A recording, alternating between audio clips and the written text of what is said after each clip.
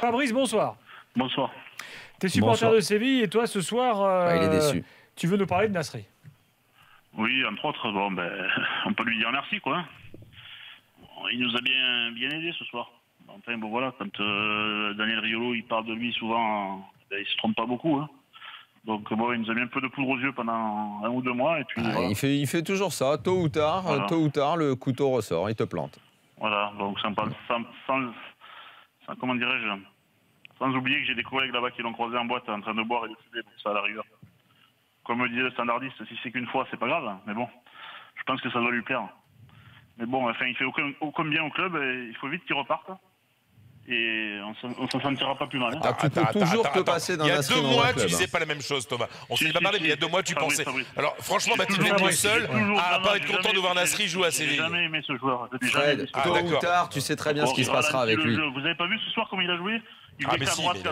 Il joue à 2 à l'heure, bien sûr. Non, mais il jouait qu'à droite. Il est capable, parce qu'il est fâché avec Jovetic, de pas lui donner le ballon. Mais évidemment, il fait tout le temps ça. Il l'a fait en équipe de France, à Arsenal, partout. Il finit toujours par se fâcher avec quelqu'un, par avoir de la rancœur, par vouloir se brouiller. Évidemment qu'on sait qu'il peut faire des bons matchs. C'est un bon joueur de foot. Hein. On parle d'un mec qui quand même. Mais il finit toujours par te. Mais toute son histoire le dit. Il te plante toujours. Alors, l'avis de Philippe Auclair, qu'il a vu passer en Angleterre, Arsenal, à City. Qu'est-ce que tu veux nous dire de plus sur Nasri? Ou alors peut-être que tu veux rien dire, hein, je ne sais pas. Oui, je ne sais pas si j'ai grand-chose à ajouter, mais le fait est que c'est un joueur qui n'est pas nécessairement au top au moment où il devrait l'être. Et je crois qu'il y a un gros problème psychologique. C'est quelqu'un de très intelligent, c'est quelqu'un qui techniquement est absolument magnifique. Oui, c'est une intelligence négative, hein, donc c'est pas... Oui, mais sur le terrain, moi je l'ai vu faire des choses remarquables, et puis je l'ai vu complètement, c'est comme une chandelle que l'on mouche. Enfin, moi, si j'ai un club, c'est le dernier joueur que je prends. Quoi, tu vois, Il est en train de pourrir le groupe. Il faut qu'il dégage. Non, c'est pas vrai. Mais c'est pas. Non, mais je suis désolé. Non. Attends, non, excuse-moi, tu peux pas. Non, tu as des informations. Non, excuse-moi. Alors, si tu me dis que tu as des informations de l'intérieur du vestiaire.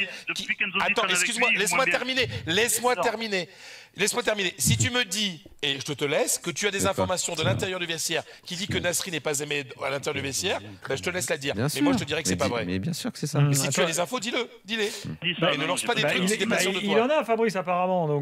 Dis-les, alors dis, t'as des infos.